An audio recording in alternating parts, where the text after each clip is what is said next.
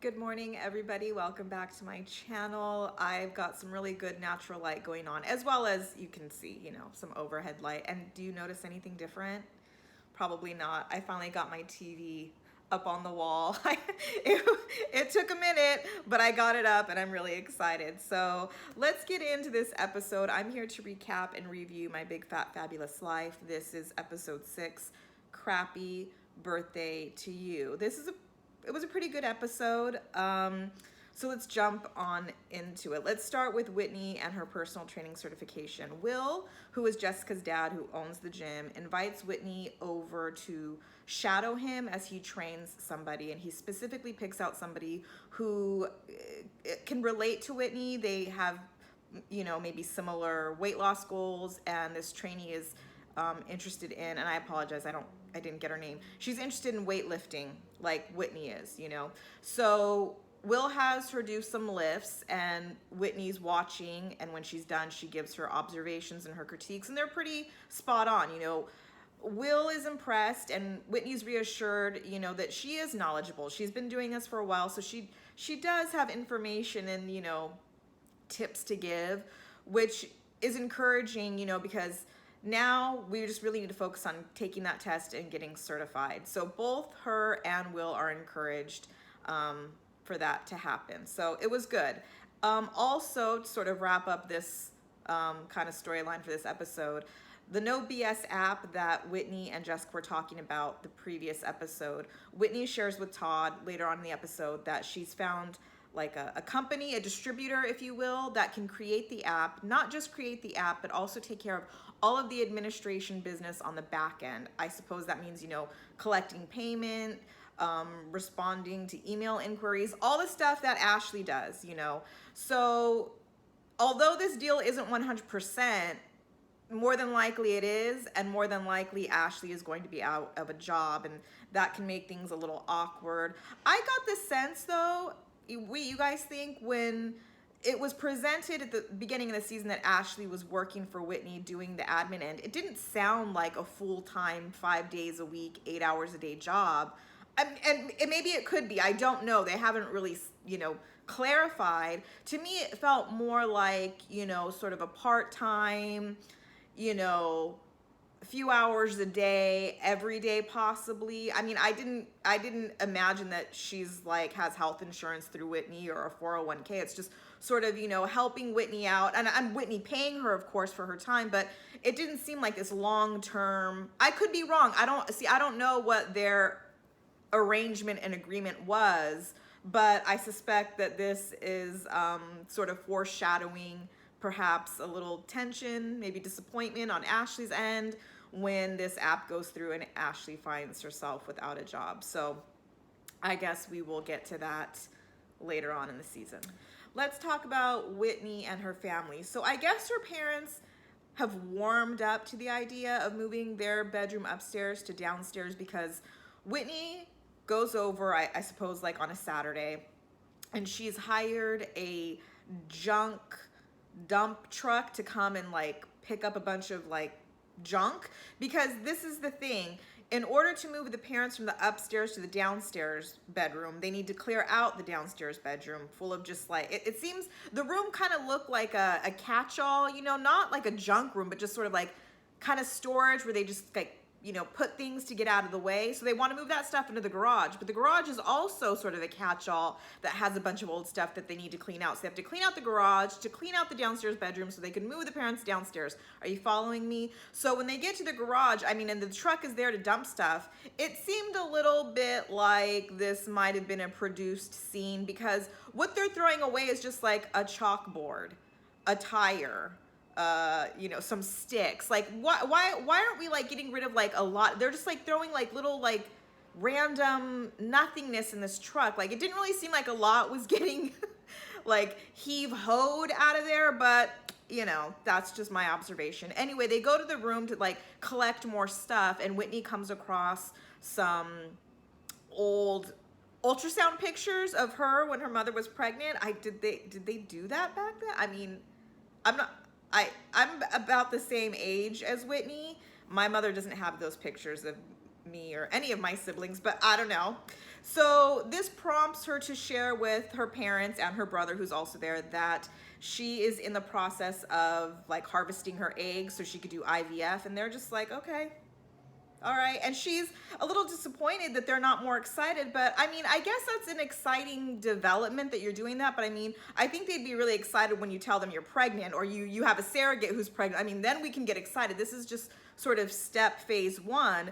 But also, I would be remiss if I didn't also mention that her parents, you know, they strike me as being a little old fashioned and traditional. So, you know, the dad even mentions he doesn't want to see Whitney as a single mom. He wants her to at least be in a relationship or have a partner that can help her raise the child. So, and the mom says too, because Whitney's like, you know, you're not very excited. And the mom's like, well, you know, give me a little time to get used to the idea. This is all very new to us. So I guess Whitney's going to give them some time. They're going to continue to move the parents downstairs, and that's where we leave them for now.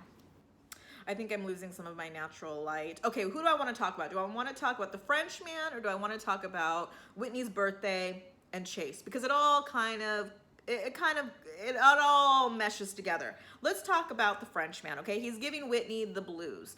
Tal comes over to talk to Whitney because they had a phone conversation. He said that she sounded really, I just had some coffee. She sounded really, I had a coffee mustache. She sounded really down and depressed in the dumps. So he wants to be there for her. He goes over, he asks her how the trip was. She says it was a lot of fun, but that she had a conversation with the Frenchman that, you know, about them possibly seeing each other, whether she goes there, he comes here, and he was less than enthusiastic about it. And not just that, but the topic of her ex-boyfriend Avi came up on the trip, and it's just brought up all these feelings of disappointment and being deceived and lied to, and who can you trust, and you just never know. And tells her kind of what the women on the trip do. Like, that's kind of your baggage. Frenchman hasn't given you any reason to distrust him. And the thing is that when it comes to love, whether the person is across the world or standing in front of you, putting your heart on the line is taking a risk no matter what. You just have to determine whether or not this person is worth taking that chance on. Because there's no guarantee, there's no promise you're not going to get your heart broken by whoever you're giving it to. You just hope and pray that it goes well, that the other person has good intentions and feels the same. I mean, that's really what the bottom line is. Yes, it would be helpful if they were closer, you know, to you, in front of you, so you can kind of really feel that vibe. But, you know, it is what it is with the Frenchman. As Tal is talking to her, he notices there's a package on the table, and he asks her what it is. And she says, oh, the Frenchman, he knows my birthday's coming up. It's a present, but I don't have the heart to open it. I don't want to be more confused than I already am. And the suspense is killing him. He's like, well, I'm opening it. I don't care. And guess what? The present confuses her and us, the viewers, even more. He opens it and he pulls out what I thought was what do you call it? An oven mitt, a pot holder, but no. Whitney says it's a heating pad, but it's like it's like the shape of like a dog, like it's kind of fuzzy, and then there's a patch that says like best friends on it. And she points out like, Tal, look, it says best friends, and he's like, oh, okay, yeah, I see your point. Not a good sign. He also sends her like a make your own macaroon kit. Who got time for that? He sends her also a body spray, like the kind you would find at Bath and Body Works, like a body spray, splash. And then to top it off, he sends her a ring in a ring box. It's like a gold ring with like a wave engraved detail. What does any of this mean? Like, who knows? Is this a friendship ring? I mean, Whitney knows that she needs to call him and find out where his head's at, so she can get some clarity on what's going on between them. So she does just that. She gets him on Zoom. She thanks him for the gifts. He tells her, you know, you're welcome. I'm glad you enjoyed them. And then she just gets, you know, to the bottom line. Have you thought any more about us visiting each other? You know, what are your thoughts on it? What are you thinking? And he tells her, well, yes, as a matter of fact, I have been thinking about it, and I just can't help but just focus on, you know, what had happened to, what is his name? Your ex-fiance? Is it Chase? Yeah, Chase. And the shitstorm that he got when the cheating scandal happened. Okay, so here's where the fourth wall breaks down a little bit, you guys. Okay, so you know how I feel about Whitney and Chase's relationship. I don't buy it. I think it was a reality show relationship. I think they had an agreement in which they would pretend to be in a relationship. I mean, I think they cared about each other, you know, I'll be fair, but the agreement was to be in this relationship so that Chase could garner some, you know, attention on his exposure on his business and bar. And Whitney would have a boyfriend that would garner lots of storylines for her show. And it did. I mean, she was with Chase and in that relationship, you know, there were a lot of little situations and storylines that were fun. It was juicy. It was great. What I don't think they banked on was that storyline kind of snowballing and falling out of their hands. What Whitney and Chase did was create a monster, basically, because I think there was always going to be a breakup at some point, but I think it was going to be more on the lines of, oh, you live far, I live here, you can't move, neither can I, we can't be together, we're going to break up, and she's brokenhearted and he's sad, and it's just like, well, that's unfortunate, breakups happen. What happened, though, was that, you know, life happened. Chase got his ex-girlfriend pregnant and in quick succession broke up with his fiancee Whitney and jumped right back into a relationship with his ex-girlfriend, thus making him like the villain of the show. And Whitney says that people, when this happened, the trolls, I will call them, came out and weren't just calling Chase like a scumbag, cheater, fuckboy, but they were sending death threats that she says were disgusting and, you know, just unnecessary. And I agree completely. It's unjustifiable. There is no reason why you should ever send somebody a death threat. It's not, because also, I mean, aside from the fact that I think this wasn't even really true, like I don't even think that was a real relationship, but I mean, even if it was, even if they were really together and he cheated and had a baby, like, you know, Whitney doesn't need us to defend her or fight her battles. I think she can do that just fine on her own, and she has her friends and her family and her support system. You know, to me, like I always say, these shows, these reality shows are like cartoons. I think not just myself, but many of us are pretty savvy to when a storyline is being produced, made up, when they're bringing people in, you know. It's just like, so to me, when I saw that happen, like I said, to me, it was just like, oh, this is juicy, but I would never dare go online to find Chase and say anything to him. It's just like, it's really their life.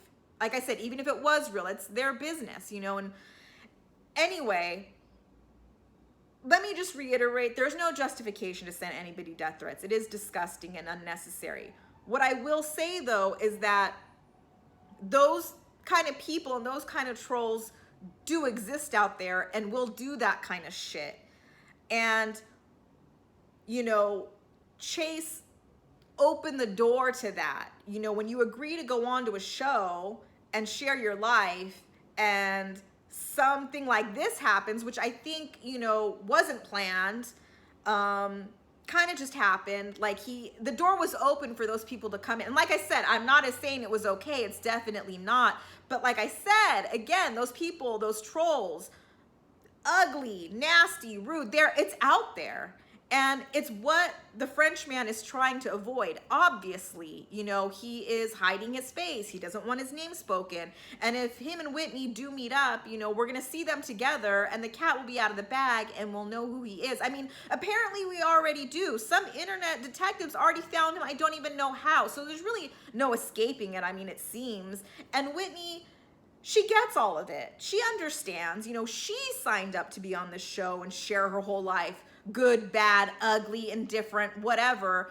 And she can't expect that everybody wants to do the same thing, you know. It doesn't look like the Frenchman does. And she's disappointed and she's sad, and that's understandable, but she gets it. You know, it's not just her putting her heart on the line. It's this guy putting his life out there to be judged and criticized. And, you know, reality shows wreak havoc on relationships. And I know I'm getting off a little bit, but I mean, how many divorces have we seen happen in the Real Housewives franchise? And these are relationships of like couples who came in married for years and they break up because, you know, you're putting your life on TV and you're opening it up for criticism and judgment and unwanted advice. And it's a lot to weather if you're not a really strong, solidified couple. I mean, imagine if you're a fake couple. Do you know what I mean? So with all that being said, you know, Whitney's disappointed, but she understands. The Frenchman tells her, you know, I'm going to need a little bit more time to think about this. He's not totally closing the door on their relationship, but he's not warm to the idea of like him being exposed to the whole world. So she's going to be fair. She's going to give him a little time, but not too much time, because, you know, she's just letting him know, like, I can't keep putting myself out there and, you know, essentially put my heart on the line if you're not there with me. You know, I don't want to waste my time, and I don't blame her. I think she's doing the right thing. It's fair to ask somebody at month, what is it? Did she say 6, 8? What's your intention? What are you doing? What are we doing? Because if you don't see this going any further than this, you know, then I'm gonna have to cut it off, because I'm only gonna like you more. I'm never gonna get over you if we're talking every day. So figure out what you want. You want to be with me or you don't? You want to see me or you don't? Take a little time, not too long, get back to me, let me know, and we'll see how I feel, because maybe, yeah, her feelings will change. Who knows? You know, I'm somebody who's like, are you into me or you're not? It seems like you're not. Or, you know, if you're not, because it would be a risk for him too. Again, not just his heart, but his whole privacy, you know, his life. If you think I'm worth it, then you do. And if you don't, fine. Let me know. So we'll see what happens with that. I'm sorry, I didn't mean to get too long-winded on that one. So let's finish this out. It's Whitney's birthday, and her birthday is just a few days apart from Todd's birthday. So they decide they're going to celebrate by going tubing down a river with all of their friends. But they couldn't have picked a worse day, because number one, Ashley can't make it. She has a terrible migraine. Heather can't make it. She just had surgery on her ear and can't get it wet. So it's just going to be Whitney, Todd, Tal, and Buddy. So Todd and Whitney drive down to the spot, and when they get there, they meet up with Buddy and Tal, and then they have to like drive another 45 minutes down to the river, and the ride is very bumpy, and it's making Whitney nauseous because she's on this IVF medicine. By the way, the day is super gloomy. It's kind of drizzling. It's cloudy. It's cold. When's her birthday? What month is it? Because I can totally relate. My birthday is in February, and it rains every single time. Well, maybe not every single time, but every single time I planned a party, it would rain and nobody would show up. And when I say plan a party, I'm telling you, this was back in my 20s, okay? When I had the energy and the time. I would plan like parties at like a club. I would get bottle service because I didn't want anybody to pay for anything. I'm inviting you, right? And then the day of my birthday would show up, it would be raining, and like a third of the people that I invited would be like, oh, it's raining, I don't want to drive. Oh, my electricity went out, like I can't. And it would just be like me and like 3 people and this like expensive bottle service. And finally I was like, fuck it, I'm done. I'm not doing this anymore. This was like 4 years of this. Finally, a couple years later, somebody was like, how come you don't plan birthday parties anymore? Because you never show up, bitch. That's what I'm being mean. Can you tell? It's bringing back memories. And I was just like, because nobody ever shows up. I plan these parties. I spend a lot of money. Nobody comes. Like, I'm over. If you want to take me out to dinner and pay for it, we can do that. If you want to plan a party and pay for it, I'll show up. But the days of me planning my parties and it being rained out, I'm done with it. Anyway, moving on. They get down to like the river, and it's even more cloudy. And now it's like thundering, and Buddy's like, hell fuck nah, we're not tubing, like no way. So they don't even get in the water. And, you know, Whitney's like, this birthday sucks, but what can you do? And then I forgot to mention, when she's driving down to the tubing area with Todd, she tells him that Chase reached out via text, asking if they could meet up. He's gonna be in Greensboro. He just wants to meet for a drink and catch up. And Todd asks like, did you agree? And she says she just told him she had to check her calendar and get back to him. You know, she hasn't talked to him in months. She can't imagine what they need to catch up on, but you know, she's not closed-minded to it. Like, sounds pretty open to it. I mean, I know they do meet. We see it in the, the trailer. So he's like, okay, well, let me know what you do. So when they all get back like to the main parking area from tubing, Todd shares like, oh, guess what, everybody, guess who Whitney's gonna meet up with, and who? And he tells him, oh, Chase. And everybody's just like, really? And Buddy's like, you still talk to that guy? Like, he still has your number? Why? What for? I kind of agree. Because, I mean, when it comes, you know me, I'm very, when I'm done and we're broken up, I'm done and we're broken up. Unless, somebody's dead. What else is there to catch up on? Like, it's done. We broke up. You got a kid. You're with the chick. Good luck to you. But this, I think, is the damage control that both Whitney and Chase are trying to do to sort of salvage Chase's reputation, his business. Because I think, again, as I was saying earlier, Whitney feels responsible for the backlash that Chase got because she knows it wasn't a real relationship. She knows he didn't deserve that because they weren't really even together. Do you know what I'm trying to say? That's why she'll meet up with him. And that's why he wants to meet up with her, to kind of like, you know, they can be on good terms. And hey guys, you don't have to be mad at him. You don't have to send those things. People shouldn't send those things, you know, but that's what this is. So they're going to meet up, you know, the friends kind of think it's not a good idea, but you know, Whitney's going to do what Whitney wants to do. So I, for one, can't wait for Whitney and Chase to meet up. And see what he has to say. I mean, I think, does he tell her that he's engaged to his ex-girlfriend baby mama? Why am I doing this? I don't know. Anyway, you guys, that's it. I'm sorry, this last part, I think, I don't know. I was thinking about old birthdays and people who like flaked out on me and all the money I wasted. It wasn't wasted, because I would have a good time with the 2 people that would show up. Those are my people. Anyway, that's it, you guys.